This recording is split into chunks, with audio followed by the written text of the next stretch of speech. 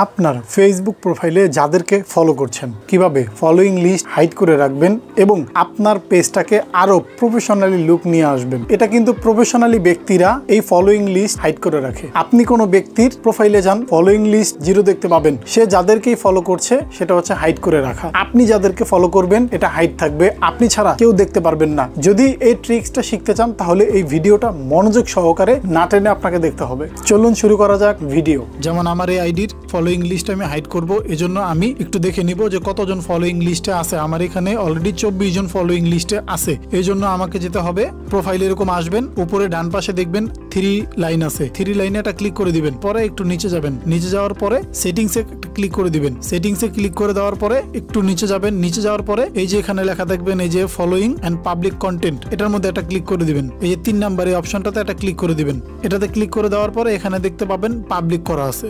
এই যে এখানে এই যে এটা, এই যে অনলি মিটা করে দিবেন। অনলি মি করে দেওয়ার পরে নিচে সেভ অপশন পাবেন, সেভে একটা ক্লিক করে দিবেন। এখানে দেখবেন 24 জনই কিন্তু আছে।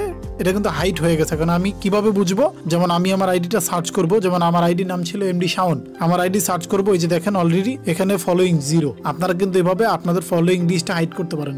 ভিডিওটা যদি ভালো লাগে পেজটি একটা লাইক করে দিবেন, পাশে থাকবেন নতুন নতুন এরকম ভিডিও পেতে। সুস্থ থাকুন, ভালো থাকুন, আসসালামু আলাইকুম।